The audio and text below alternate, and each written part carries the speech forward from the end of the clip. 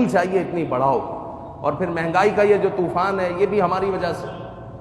یہ خامہ خواہ میں جو ہے خریداریاں کرتے ہیں.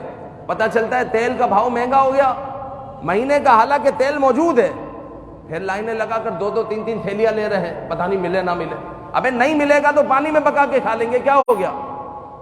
یہ زیادہ خریداری کرنے کی وجہ سے رسد کم ہو جاتی ہے، طلب بڑھ جاتی ہے. جب طلب بڑھ جاتی ہے تو بھاؤ اوپر آ جاتا ہے.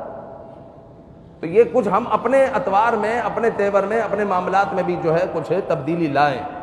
بلا وجہ کی خریداری نہ کریں. بلکہ میری خواہش ہے کہ جس طرح امیر اہل سنت مفتی منیب الرحمان ہے، ثاقب رضا مصطفائی ہے، بشیر فاروقی صاحب ہے، ایسے قداور لوگوں میں جو ہے وقتاً فوقتاً یہ اعلان کرتے رہا کریں کہ 2 ہفتے تک آپ لوگوں نے انڈا نہیں خریدنا. جیسے انڈے کا بھاؤ کیسے نیچے آتا ہے آپ دیکھیں. 2 ہفتے تک کوئی بھی تیل گھی نہیں خریدے گا، صرف اپنی ضرورت کے مطابق. اگر پہلے 1 چمچ استعمال کرتا تھا تو آدھی چمچ استعمال کرے. آپ دیکھیں ہر چیز کا بھاؤ نیچے آئے گا، ہر چیز کا بھاؤ نیچے آئے گا. ہماری بھی شاہ خرچیاں بڑھ گئی ہے، اور حد سے زیادہ جب خریداریاں ہوتی ہے تو یہ اسٹور والوں کے، دکانوں والوں کے مزے آ جاتے ہیں. یہ بزرگوں کا طریقہ میں بتا رہا ہوں. بزرگ یہی کہتے ہیں اگر کشمش کا دام زیادہ ہو جائے تو کھجوریں کھا لو، کشمش چھوڑ دو، دام گر جائے گا.